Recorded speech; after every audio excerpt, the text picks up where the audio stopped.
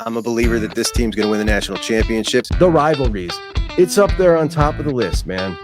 And if we allow them to devalue it, we lose a lot of what makes college football special. Don't let them do it.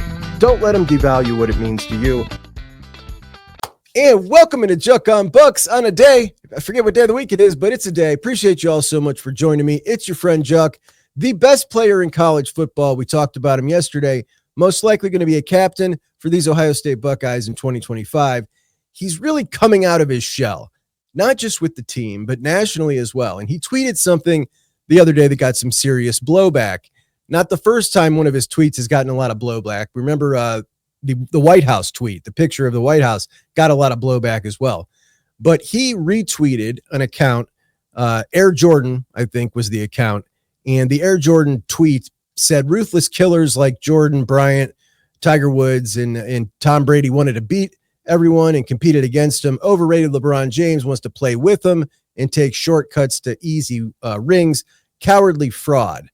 Now, LeBron, of course, huge Buckeye fan, we're told. Not great when the best player on your team is taking a shot at LeBron when he has some corporate sponsorship going on. They get free gear every now and again. It got me thinking, LeBron, all right, it wasn't really me, my brother said it, but LeBron could gain a lot of goodwill with Ohioans, and he clearly wants to be loved.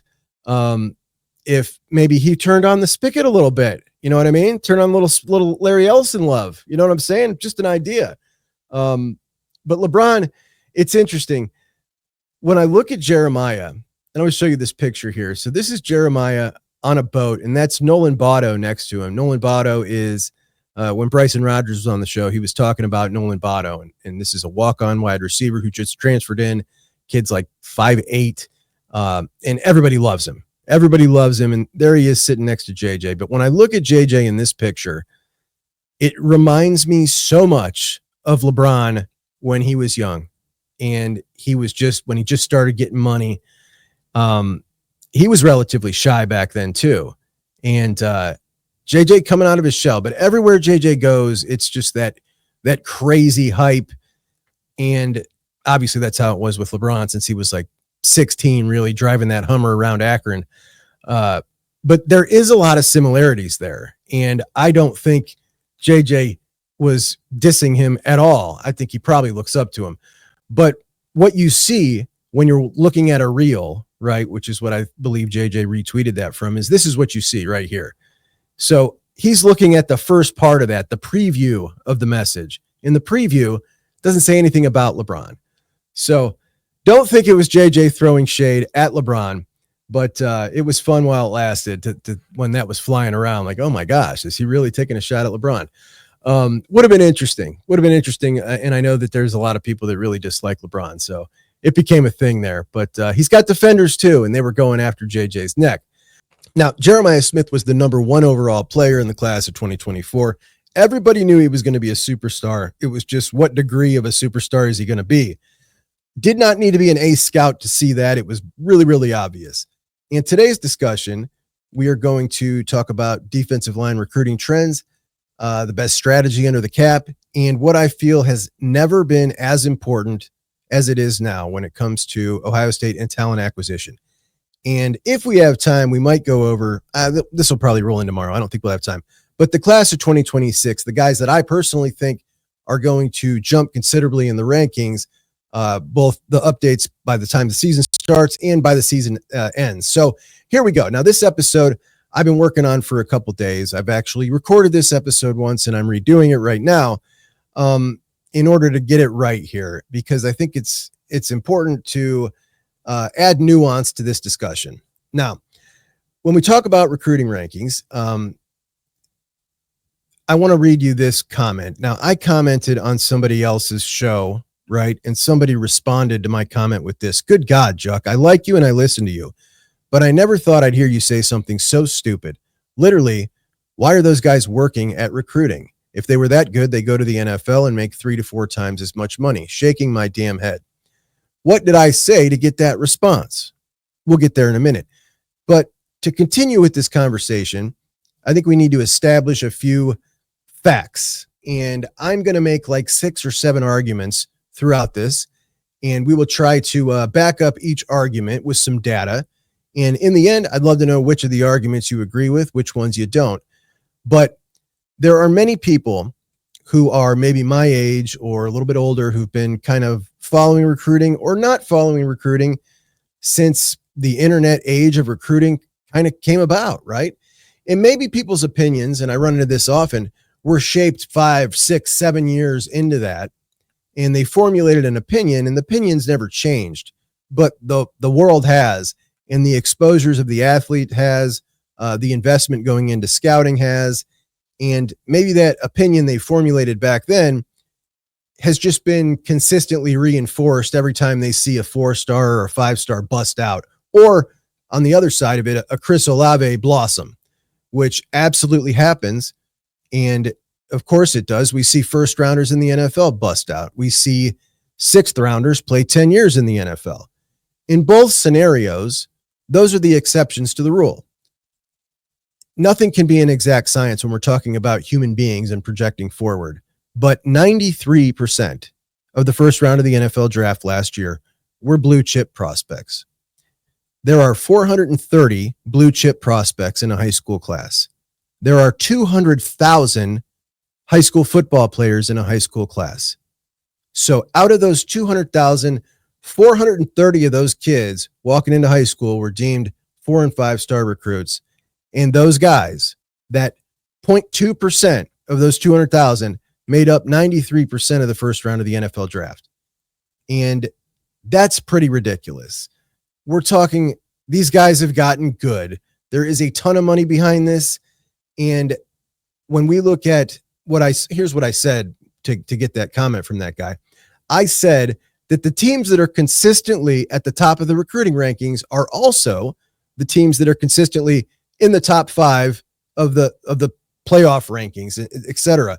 When we look at Georgia, Oregon, Alabama, Ohio State, Texas, like they all live in the top 5. What do they have in common? They all consistently beat the crap out of everyone and have better talent. Now, most of us would say the best evaluators are the coaches on those staffs, right? Well, the guys that make up the top of college coaching and the top of their board, it just so happens they also come out with that same 430 guys out of those 200,000 that we see deemed as blue chips by recruiting services. That's a fact. So it's just disingenuous to throw out a handful of outliers. When we look at these programs over and over again, who are they fighting over? Who is Georgia and Bama and Ohio State and Texas? Like, who are they going after? They're all going after guys that are 4- and 5-star recruits. That's who they're fighting over. That's who they're making offers to. It's not a secret who the best players are coming out of high school. And when we see data like they're making up 93% of the NFL draft, it reinforces it even more. There have never been more camps. There's never been more 7-on-7. And to be honest, most of the talent evaluation issues we had years ago wasn't about the difficulty of evaluating the athlete. It was about the exposure. You weren't seeing enough. The exposure leads to the evaluation, and the evaluation really isn't that difficult. Now, obviously, there are things that will happen as someone matures, and they're going to happen one way at one place and one way at another. Sometimes those can be drastically different. Sometimes a guy's so good he can go anywhere and come out with the same result. But again, we're dealing with 200,000 seniors, and we consistently see the same schools go after the same guys, and they all happen to have 4- and 5-stars next to their names.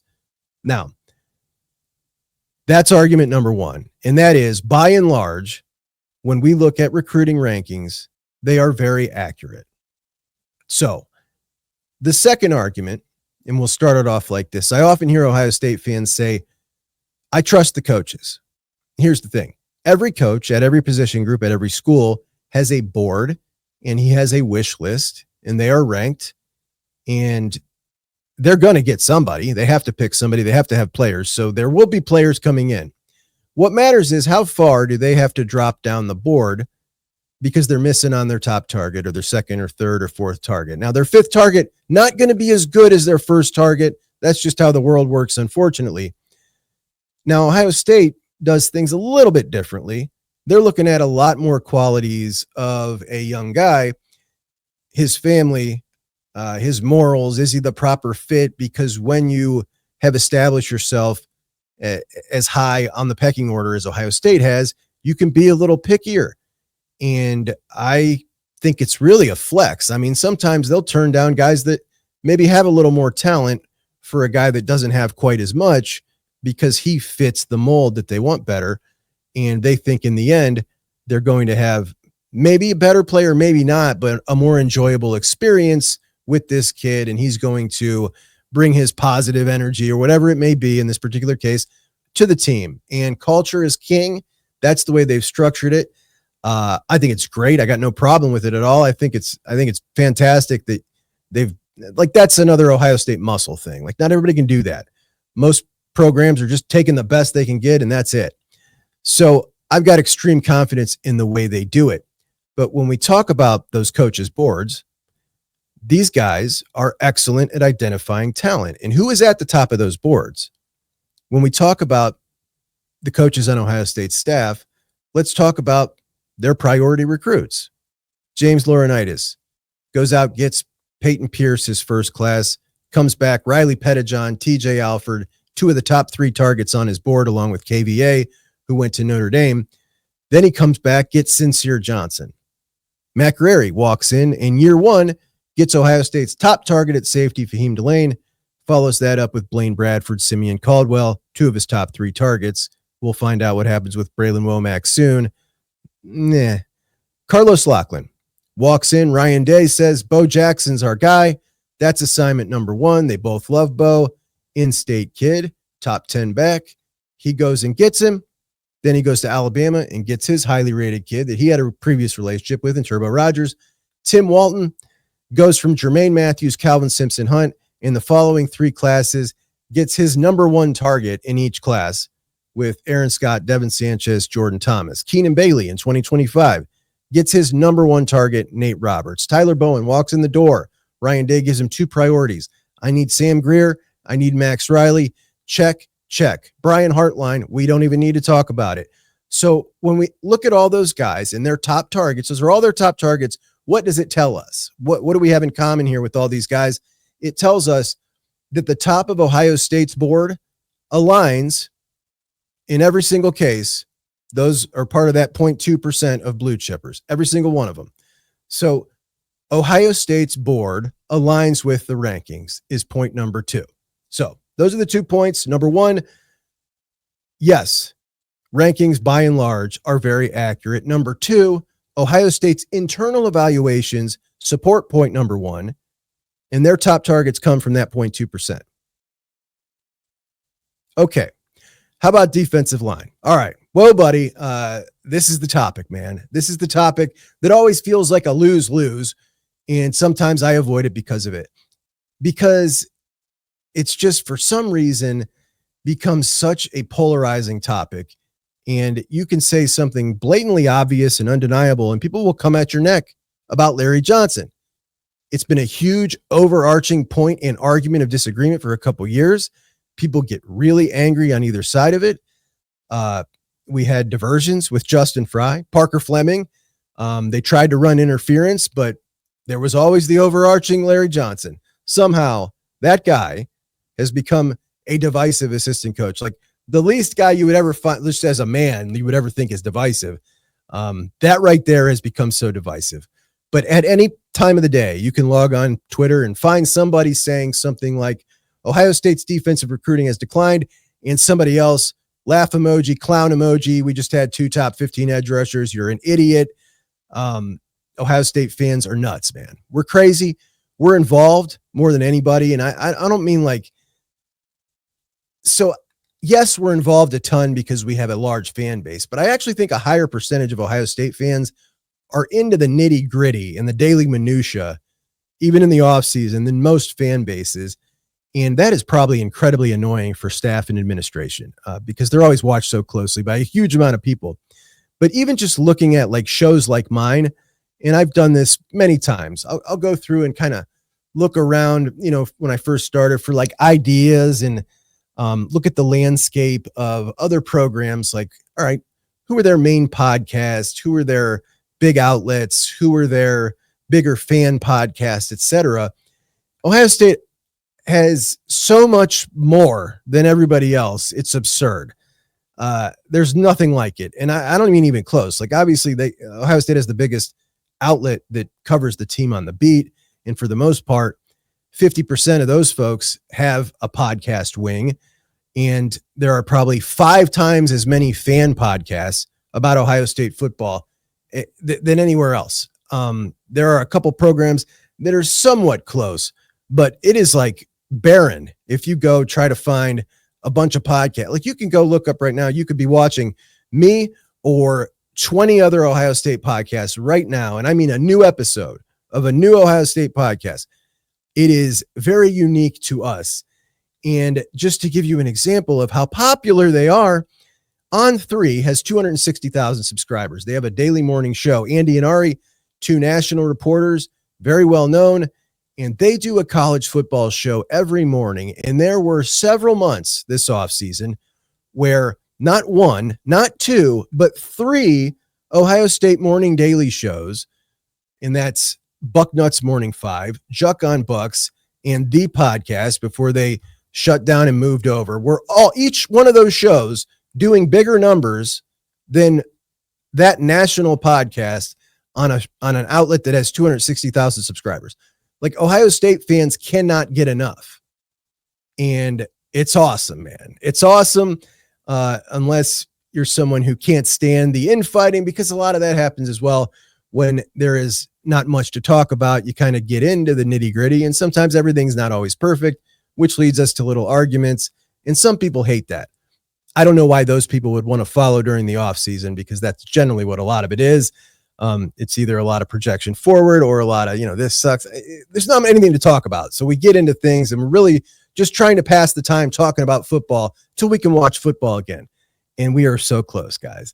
But Larry Johnson, divisive in an interesting way, because the ones that would have preferred he retired at the end of the year or a couple of years ago are now much more vocal than they used to be. And the guys on the other side who want Larry to retire, and I've heard this many times, he's earned the right to retire whenever the hell he wants. That side of it, they just think that these people on the other side are just absurd. They can't even grasp why they would think that. And the thing is, there's nuance to both sides of the argument, and we'll go over a couple of those arguments. But right now, today, and I find this fascinating, we are going to break down the question, has the defensive line recruiting gone down? How are we going to answer that question? The first thing we're going to do is we're going to take a big sample size. We're going to take 6 years of recruiting classes, 6 years, 24 different Ohio State defensive linemen. And we are going to start in the class of 2021, and we're going to go up through the class of 2026. So I took each class and I went through each player on the defensive line, and I averaged the player ranking of those defensive linemen. So if a class had 5 defensive linemen, I'm going to take each one of those 5 guys' overall ranking, add them up and divide it by 5. And that is our average player ranking in that defensive line class. Fair enough? All right. Here's what it looks like in 2021. 2021, man. What a class. Jack, JT, Tyleek, Mike Hall. The average player ranking, average overall ranking was 57. That is the elite as it gets, man. That's just crazy. So that was the senior class last year of the national championship team. Obviously, Mike wasn't there, but big time guys coming in, big time talent going out. And that was 2021. In 2022, 94 was the average defensive lineman's overall ranking. An average of a top 100 player. Again, ridiculous. And that right now is our senior class, which just now includes Kenyatta Jackson, Caden Curry, Amari Aber, and Hero Kanu left. Hero was the lowest rated of those guys at 129, was your lowest rated guy out of 4. That's definitely big time talent in. We're going to see if it's big time talent going out. 2023, you had Jason Moore, Caden McDonald, Josh Mickens, Will Smith Jr., and your average player still top 130. A 130 is your average, still very elite. So that's the first 3 years of this 6-year period that we spliced off here. Now in 2024, you get Edric Houston, Dominic Kirks, and Eric Mensah. The average here in this class, 328. And this obviously was a rough one. We had a lot of near misses, almost missed Edric, had to add Mensah very late. Kirks was a late add as it was. He was in the late signing period. So it was just a really rough one. And this is the class where defensive line recruiting at an average of 328 fell below the line of where the rest of the class was. The rest of the class average player was a 273. And this is where defensive line went from, all right, we're uplifting the class to now we're on the other side. We're pulling it down. And it has stayed there below the rest of the class average as we move to 2025 with Zion Grady, Jarquez Carter, Epi Satanile, Max Roy, and Trajan Odom. The overall player ranking there was 282. So you go from averaging a top 100 player to down to 282. From 21 to 26, you got 6 classes. And this is what it looks like in a graph with the numbers here. And you can see you just got one little blip there in 25 where it kind of ticks back up, but it's essentially a straight line down. And when we look at it in groups of the first 3 years versus the second 3 years, in the first 3 of those 6 years, your average ranked player was 54th in the country. And the next 3 years, outside the top 300. Now, that's a 24-man sample size over 6 classes. And there are rankings I disagree with here and there of a particular guy, and I'm sure you do too. But that's why we take a large sample size. And it's pretty irrefutable that defensive line recruiting has gone down. It once lifted the class up. The last 3 classes, it's brought it down. So many will tell you, well, we've never seen it be bad on the field, so why do we care? Again, the senior class that graduated was group number 1. That was the 54 overall group. That's the seniors that just left. This year's seniors, top 100 class, we were top 100 average for those defensive players. So this isn't a yesterday or today conversation. This is a tomorrow and the next day conversation. And there is nuance to the discussion. And when we look at the top 5 edge rushers on this roster right now, you've got Bo Atkinson, Logan George, CJ Hicks, Kenyatta Jackson, and Caden Curry. Now, Bo Atkinson and Logan George just came in as transfers. CJ Hicks just moved down from the linebacker room. That's the top 5 on your depth chart, and 3 of them weren't even there at the end of the year. So, not exactly planning for the future too well when you've got seniors who just left. It's not like you had a couple of juniors who surprise left for the NFL and you got caught with your pants down. Plenty of time to prepare, and you're kind of waiting until the last minute to throw together 3/5 of your top 5 on your depth chart. Now, this is all criticism. It's valid and fair criticism. And I think any fair-minded person would listen to all that data and say, yeah, that's fair criticism. If you're hearing this and it's making you mad, and I know some of you probably are getting mad because I know you guys, remember, it's the numbers making you mad, not me. I'm just telling you the numbers here.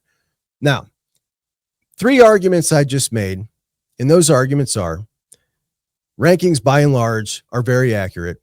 Ohio State's board aligns with those accurate rankings, and defensive line recruiting has in fact statistically gone down. Fourth argument. I hear this often recently, and this is, it's just at edge, it's not on the inside. Well, let's look at the last 2 classes, 25 and 26. You took 6 interior players in those 2 classes. You went with Max Roy, Trajan Odom, and Jarquez Carter. Followed that up with Damari Simeon, Cam Brickle, and JJ Perez. We are talking about number 596 in the country, 500, 501, 412, 212, and 189, with an average of 401, or 170 spots below the rest of the team, and actually lower than the total defensive line average when you include the ends. And many folks who tease people that follow recruiting and maybe get mad about missing recruits will constantly say, Every time we miss a 5-star, you guys just freak out. We'll be just fine. And this is not just missing out on a 5-star. This is about, out of those 6 guys, there are 3 stars, and not one of them is a consensus 4-star. Out of 6 guys, not one consensus 4-star. I don't think anybody would try to argue that not having a single consensus 4-star in 6 dudes in the interior of the defensive line is Ohio State standard.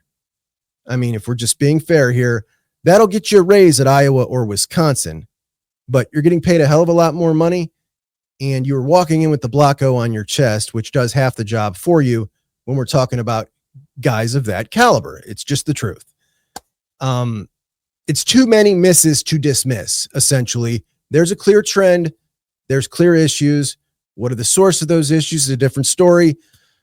But in 25 and 26, you offered, the class of 26, you offered 25 defensive tackles. And of those 25, you got number 18, 21, and 23. So you rounded out the bottom of your own board there. Does that mean we write those guys off and say they're not good enough? Absolutely not. We'll be talking about these guys in a little later. But my point is, no, it's not just at edge. It's on the interior as well. That's my 4th argument. And number 5, I've heard everybody is dropping off in talent on the defensive line because there are more schools buying up the good players, leaving less to go around to the good schools.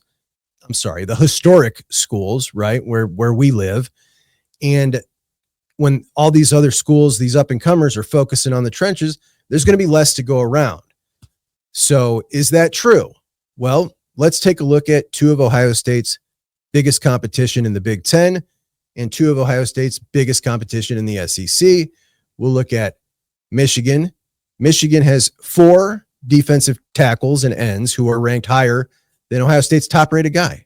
4 ranked higher than Ohio State's top-rated guy. Georgia has 3 ranked higher than Ohio State's top-rated guy. Texas has 3 ranked higher than Ohio State's top-rated guy.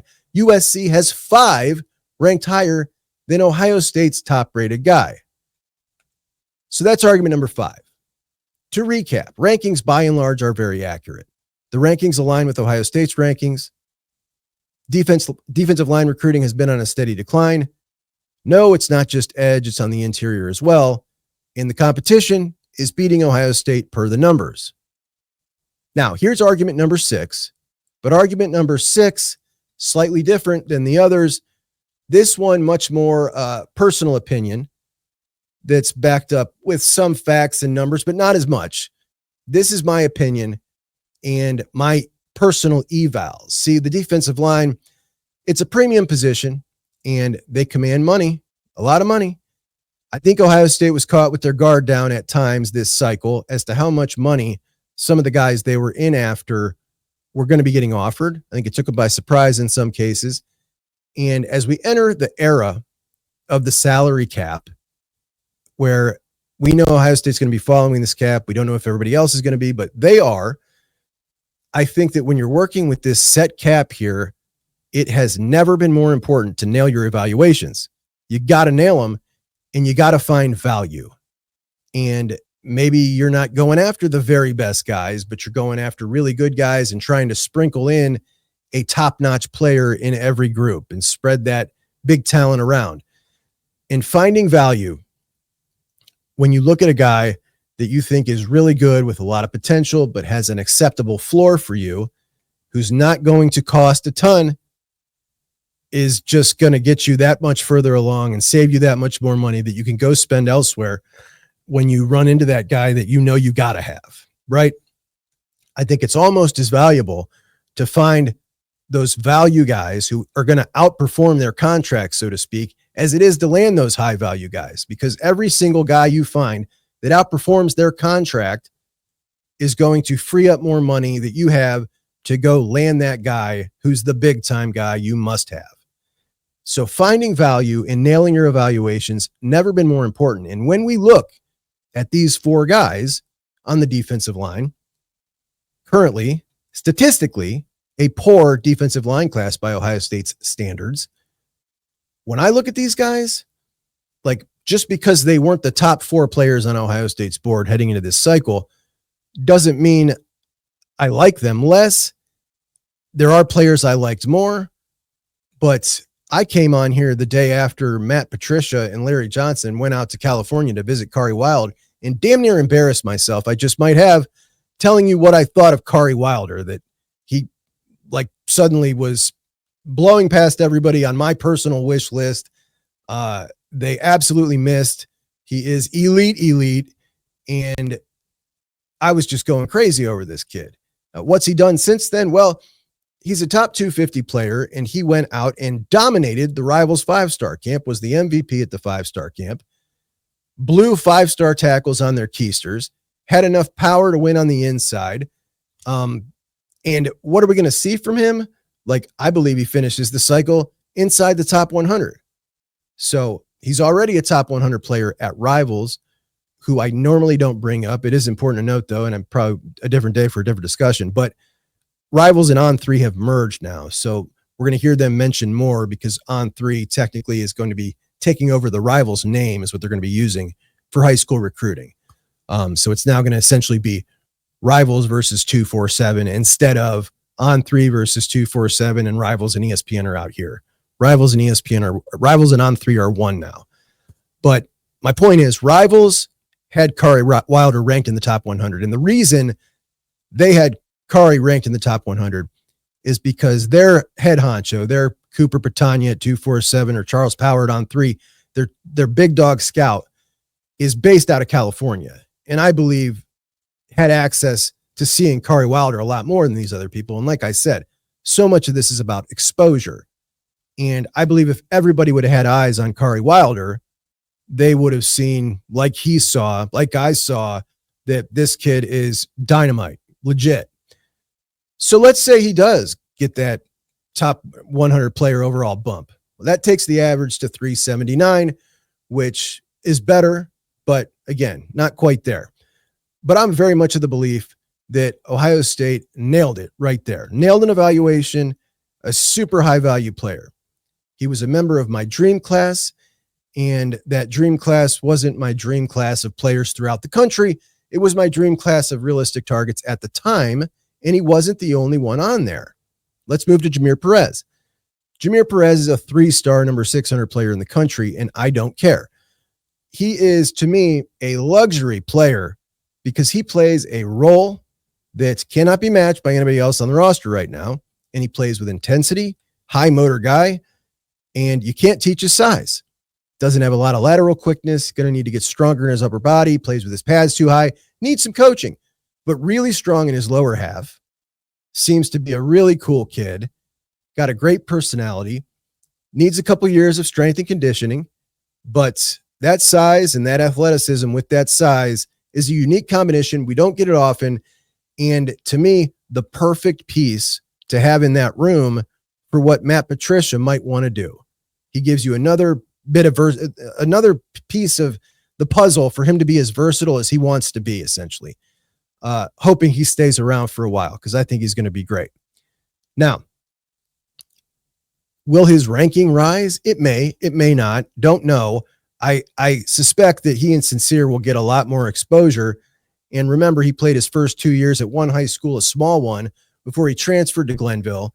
Also dealt with an injury his sophomore year, played with a club on his hand his junior year. So it is likely that it does raise. Does it raise to 4-star range? I doubt it. But we'll see. If he played football in the South, he'd already be there. I think we all know that. But them's the breaks, man. Now, let's move on to Damari Simeon. Damari Simeon, like Kari Wilder, you have a single big outlier in the rankings. He's a composite top 200 guy, but On3 internally has him as a top 70 player in the country, and I think they're closer to spot on than the top 200 ranking at 6'2", 275, incredibly strong for his size. He moves people around like he's 330. And similar to Perez, not the most laterally quick guy, not the most twitched up guy, but he's pretty fast. He is heavy in pursuit, man, and he's just powerful as hell. He's just an impact dude. He's an impact player. And I think he's got a chance at Ohio State to be an impact player sooner than later. Now, when it comes to Cam Brickle, when I made my dream class, Jameer Perez had just committed to Florida, or else he would have been on it as my one tech.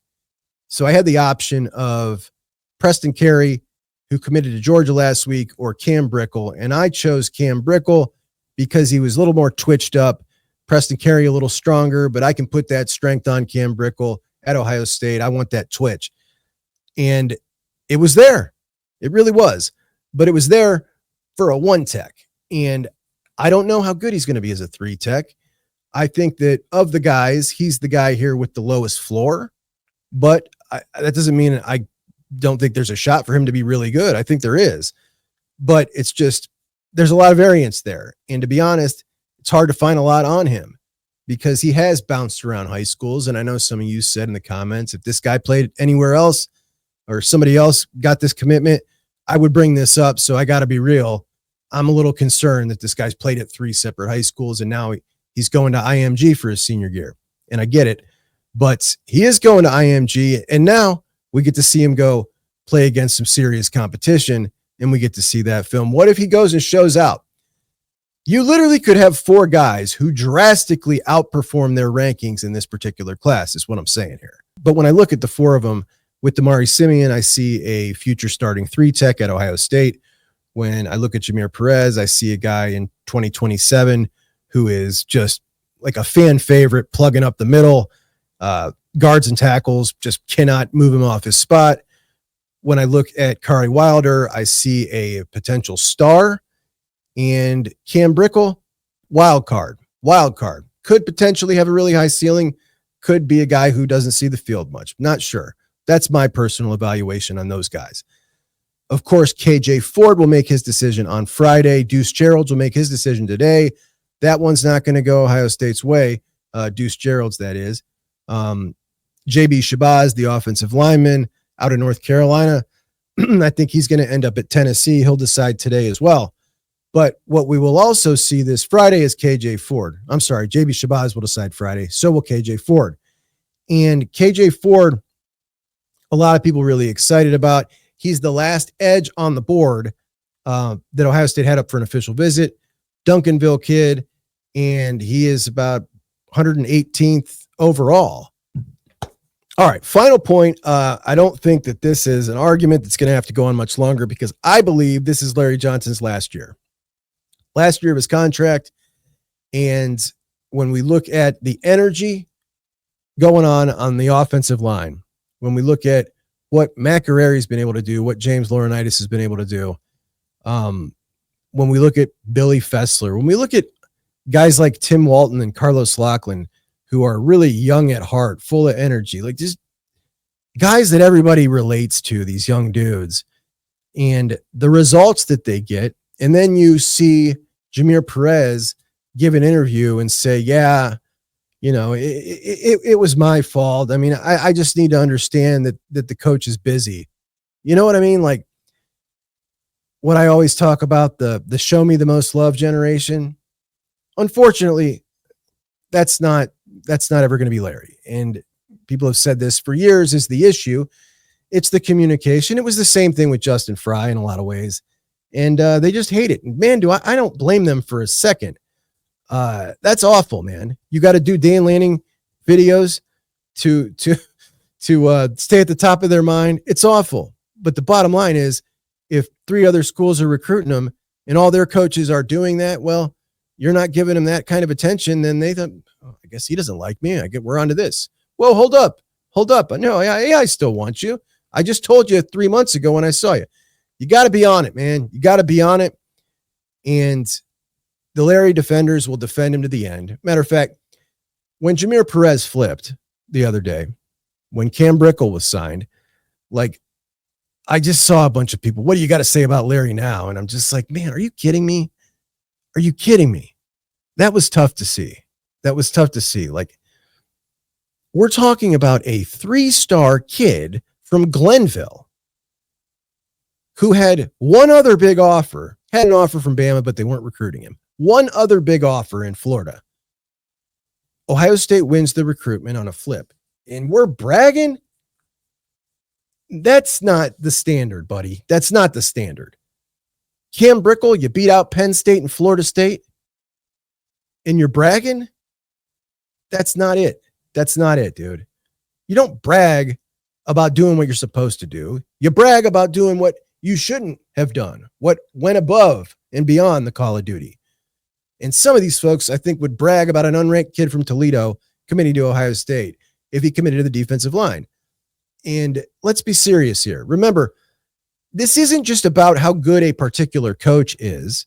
It's about how much better is that particular coach over a potential replacement. And if a replacement walked in here to Ohio State and in year 2 or year 3, give him a little grace period, but year 2 or year 3, he pulls 4 defensive linemen, 2 of them ranked outside the top 500, an average ranking of in the 400s between the 4 guys. Do you think anybody would be patting him on the back or saying, told you this guy was a stud? No. So just hold the same standard. That's it. Nobody be bragging about that defensive line coach if that was what happened in the same situation and it wasn't Larry Johnson. That's just the truth, man. That's just the truth. Cam Brickles and Jameer Perez's, while I like both players, are layups at Ohio State and Michigan and Penn State. That's a layup all day, dude. It's a layup all day. Now, those are my arguments. I tried to present them as fair as I could. This one, much better than the first one, I think. We'll see how it comes off. But I'm sure I got people who disagree with me on both sides. I've been told that I am too harsh or a negative Nancy or I worry too much, which is true, it's done a couple things for me. Number one, it's part of the reason you like this show, right? I worry so much that I'm going to fail at something that I put my all into it. And that's why you like the show, if you like it. So it propels me to be successful at some things. It also robs me of some of my joy. I'll be straight up honest. It's just me. I do constantly worry about what's next. Are we prepared? Are we prepared for what's next? So that's me. I'll worry for both of us, all 6 of us. And I can assure you I'm not compromised, though. I am in no way, shape, or form compromised. That is for sure. But you guys are the best. I will be back here, I believe, with a live show next. My fiber internet has come. The fiber internet is on right now. When I'm looking at the board here, I still have just 2 dings. I don't have 3 internet dings. And I'm wondering why that is, because I just checked the upload speed. The upload speed is over a gig. So it's flying. It was like 25 Mbps with the other stuff. So it's flying. There's no way I shouldn't be getting a full signal here. But when I end this recording, I will be able to look it over. And if it's a little fuzzy, we got a problem. If it's not fuzzy at all, it's money. It's money, buddy. So that's where we're at. I don't think we'll go through comments today because I've gone on a little long, but can't wait to hear your comments about the arguments and let me know what you guys think. But I do appreciate you, and I will talk to you soon. Jug 'em Bucks out.